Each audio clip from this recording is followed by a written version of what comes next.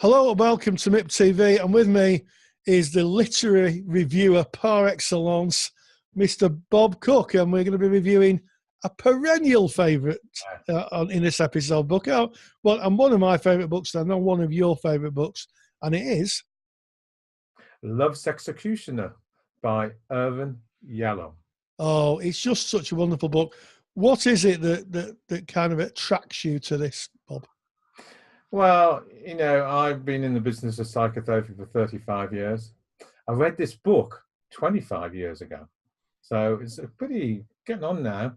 And it introduced me to the wonderful mind, curiosity, and spirit of Irvin Yalom.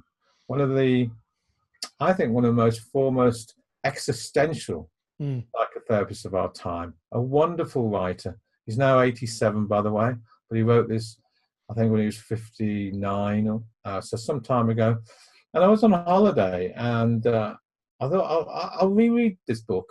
So I bought the newer copy, which has got a different prologue on it. I reread it again. I thought, gosh, this is such a wonderful book, and it taught me.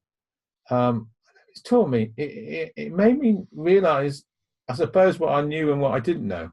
But it was wonderful listening to a seasoned psychotherapist who would validate a lot of my thoughts, talk about the rudimentary mistakes that beginning therapists made quite often, through the illustration of the tales of the couch, if you like, or the tales of the therapy room.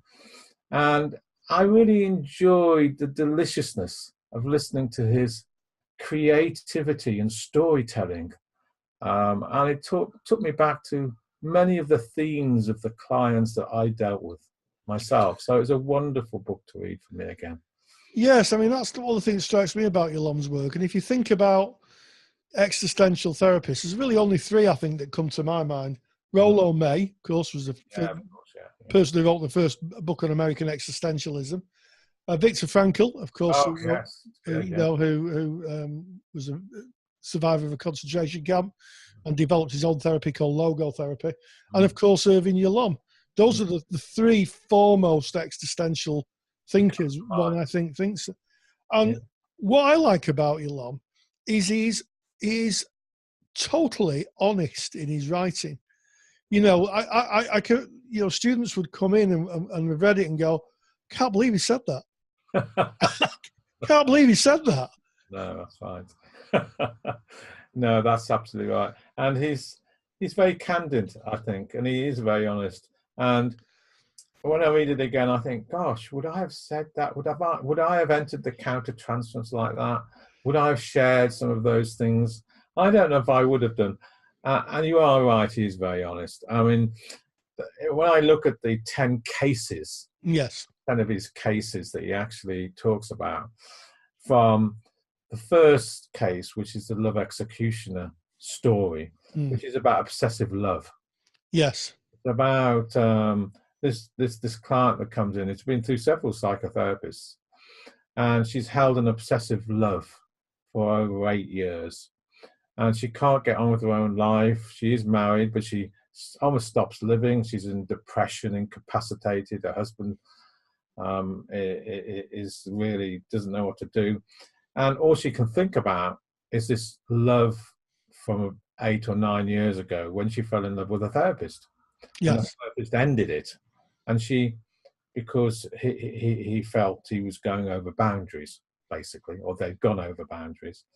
So for 8 years, she'd lived in this relationship and she couldn't get on with her life. And it was all about the defense, actually, about or fear, if you like, of growing old. And she wanted to keep herself young forevermore. And the therapist that she had this love affair was 30 years younger than her. And it's just a wonderful story of the defense processes that we all establish to distract us and take us away from our real fears of growing old, our fears of, our existential pain, if you like.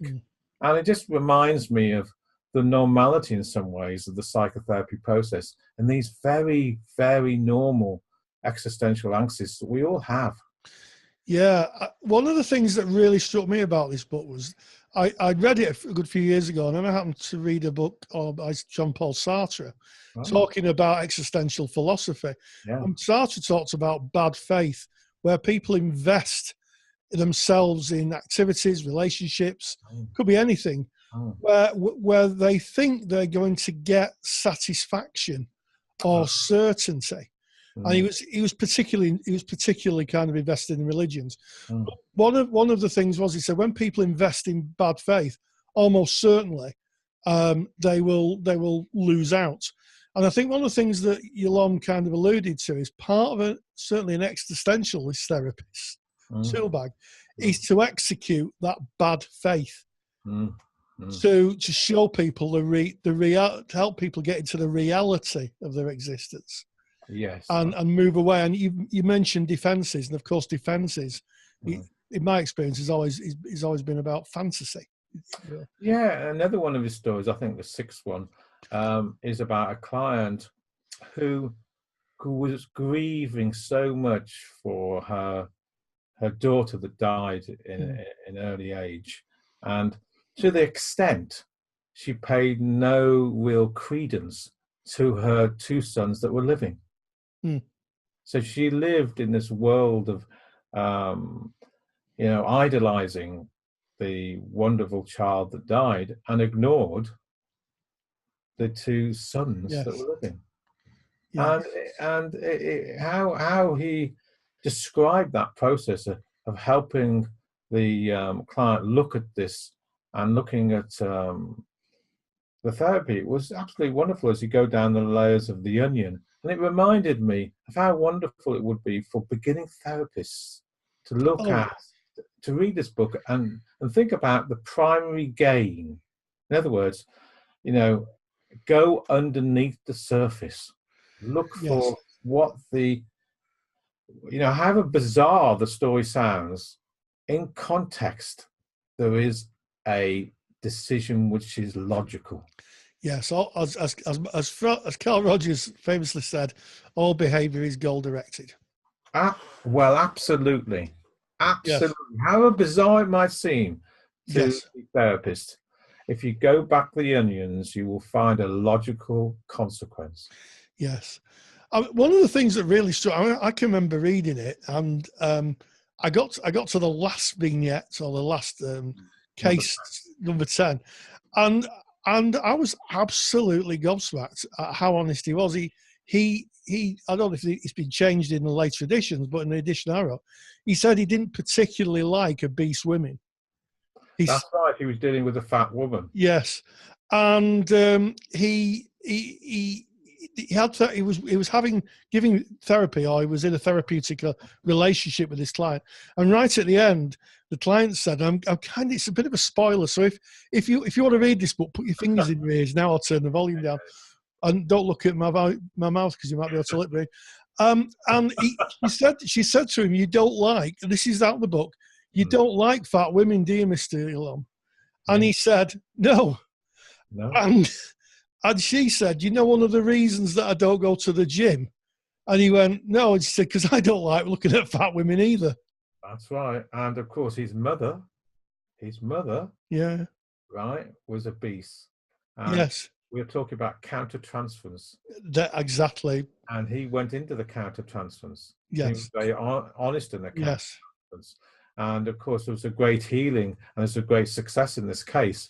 Yes. It reminds me, for myself, with every client, I have to be aware of my own countertransference. And the more you work with the unconscious child in the person, you will start to see the healing rather than the person. And I think Yes. those are two really important things to remember. Yeah. I mean, that is just super important, isn't it? You Mm, know, sometimes you can see the healing process, mm, and as opposed to who the person is. that's right. And I think that's just a super valuable lesson, Bob, isn't it? Oh, it is. And there's so many lessons for therapists in these books. They're marvelous. I started another book, another reread of his book. It's called Lying on the Couch. Uh, Yes. and I'm going to read the next 6, 7. Well, I've read them already, but I'm going to reread them because I just love the deliciousness and creativity of those stories, and it reminds me of the longevity, mistakes, and successes of my own career. Yes. Well, I think on that note, Bob, it would be a good time to end. The book we reviewed was Love's Executioner by Irvin Yalom. We're going to put a link in the comments bar below so you can click on it and you can have a look at it. Bob doesn't get paid for book reviews. He does it, as you can hear, for the love of it, talking about the learning gain from reviewing books. And if you've read that book, why don't you pop some comments in the bar below? We'd be really interested to know what your take on Love's Executioner is. So, as always, Bob, thank you very much. Thank you very much, Rory.